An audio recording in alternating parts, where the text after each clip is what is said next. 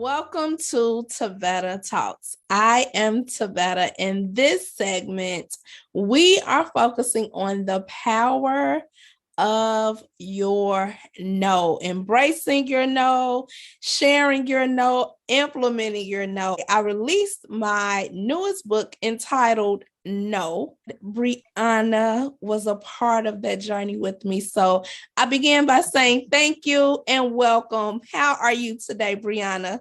You are welcome and thank you so much. I am well. Tavetta, how are you? I'm doing well. It's so good to see you, Breonna. I want to talk about your journey with this word no, right? So, do you believe it's a complete sentence?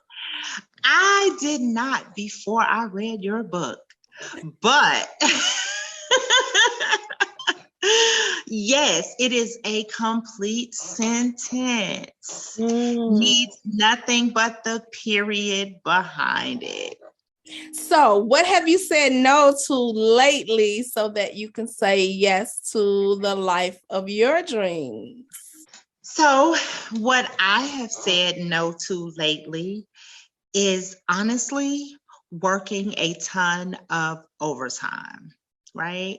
Sometimes I do what I do for the team, right? When I know that my team at work is short and they need me, I like to show up. Lately, I have said no to working 4 and 5 12-hour shifts per week. And it is the best decision that I have made. For you, in that decision to implement your no, what does it mean to you? What can you say yes to now that you've gotten clear about your no? So what I have been able to say yes to is spending more time with my sweet 6-year-old who is in kindergarten. And family is so important. If I were working 4 and 5, that's 48 to 60 hours per week, I could not be a classroom mom. I've never had the opportunity to do that. Everybody who knows me knows my 6-year-old is my do-over, right? I have 3 virtually grown sons before him, and I never had the opportunity to, go to his school and spend time and, stay in the classroom and help out and those things. I am able to do more of that, and that brings me joy to spend time with my baby. But I've also spent more time focusing on my transition. What is the next level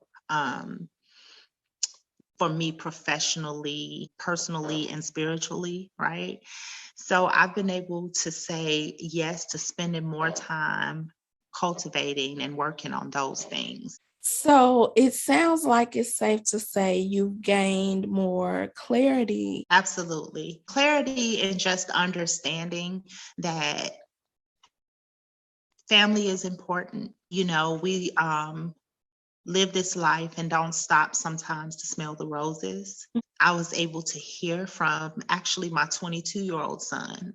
He remembers what it was like when I used to work like that when they were little. And I was able to hear from him on how that made him feel. So that in turn made me say, this time, given the opportunity, I would do things a little differently. And that came with saying no to the team and saying yes to my family. Because even the things that I'm working on personally to, develop myself professionally, those things are also going to free up more of my time for them so that I'm not just living life to go make another dollar. It's so that I'm able to focus on experiences and, time, the things that make life really worth living. You know what I mean?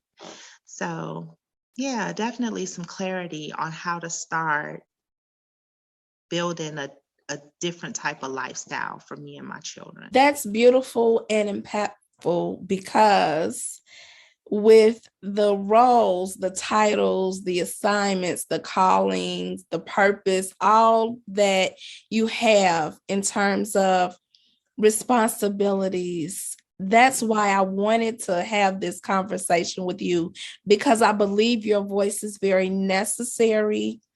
And it's important to share that you're not saying that you want to take anything away from being a professional or having a career. You're saying that saying no is about getting your priorities in order, if you will. That's right. Providing a healthy balance, definitely with your priority, because I'm really good at that no thing now. So when they're like, oh, don't you want to come? My favorite thing is it sort of loses its fizzle after a while. And for me, it's just because I've learned the power in no. And, feeling like I don't have to explain. I don't have to say, oh, well, I wanted to take my son to the park. I don't have to do that anymore. I just simply say no. Sometimes I just say, no, thank you. However, those two letters have to be a part of it. I'm intentional about saying no these days. So I am so proud of you, Breonna, because you get it. What was your relationship like with the word no as a child? Did you have the experience of saying no some of the time? Were you more on a people pleaser side? What was your relationship with no as a child? I was certainly a people pleaser, right? I never said no, even if it was something I knew I couldn't do. I would say, okay, and then try it, right?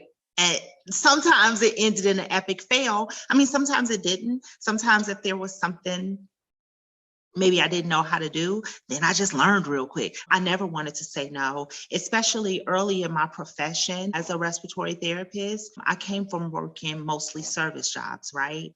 So when I went to school and became a therapist and I got my first job, making more money than I had ever made. And I probably, even as a new grad, made about 4 times what I was used to making before, right? And so I didn't want to step on any toes. I never wanted to make anybody upset. Even if I knew that saying yes was piling way more on me than I really should have accepted, the answer was always yes. So I want to be clear in saying, I've been a therapist only 15 years, right? So I want to be clear in saying, and I am not ashamed to say I'm a 43-year-old woman. So we're not talking about me learning how to say no, in my 20s, right? Or in my 30s. We're literally talking about all of those years I went always wanting to accommodate people, cater to other people. And I mean, some of it is because I'm a nurturer, I'm a lover, by nature, right? And those things are okay, but I did not know where to draw the line. So we're talking literally 40 years from the time that I had the opportunity to say no. I never would. So it just wasn't really part of my vocabulary as a young child. So Okay, so now that you have it and you're implementing your no, what would you say to encourage someone who's at the early stage of always saying yes, always trying to please people, burning themselves out in the process, maybe off focusing their purpose in the process? What would you say to encourage that person to say no? So I would say this. First of all, when you're asked for something, it's okay to take a minute to think about it, right? And if you take a minute to think about it and you know in your heart that you should be saying no, do it. Here's why. I know what you might be thinking. You're thinking, if I say no to this person, they may be upset with me. They may not understand. They really need this thing, right? It'll help them to do this, or it'll help them to do that. What I will say is, even though you might be wanting to say yes so that that person can still, show you love, be your friend, do all of those things that you feel like you need. Well, a lot of times you have to think about it like this. They also need something from you.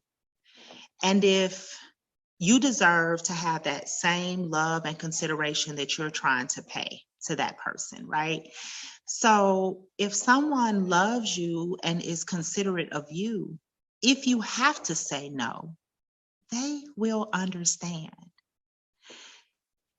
And if they don't, that is your chance to take and evaluate that relationship and decide what that relationship really means to you. And just remember that you should be getting something in return, even if it's just peace of mind.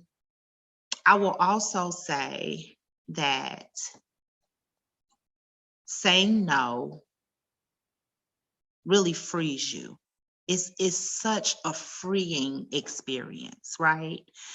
And I will remind you that a lot of times when people are asking you something to do something, the majority of the time, and it's okay, but the majority of the time, they're just thinking about what they need, right? If you overextend yourself and get yourself down, that same person that you allow to overload you with their problems, they'll just move on to the next person when you are in bed because you don't feel good and you can't get up and do anything for them. And maybe you'll get a card, maybe you'll get a phone call. You cannot allow other people's, say, lack of planning or just their needs to become an emergency for you all the time. It's not fair. It's not fair to you. And you should be fair to yourself at all times.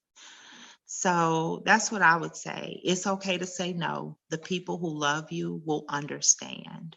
You've already laid a foundation to where they should understand if you are saying no, it's because that is the right answer for you.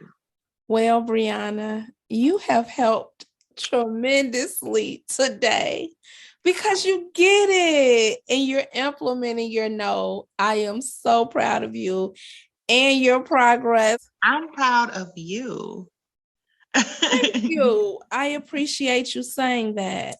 I want to know, what do you hope to leave as your legacy on this earth? The beauty that people will see in my children and in my children's children, and that they will understand that that comes from me pouring my heart into them. I hope that some way, somehow, in all my relationships, professional, friendships, family, that people remember the love that I've always had for everybody, right?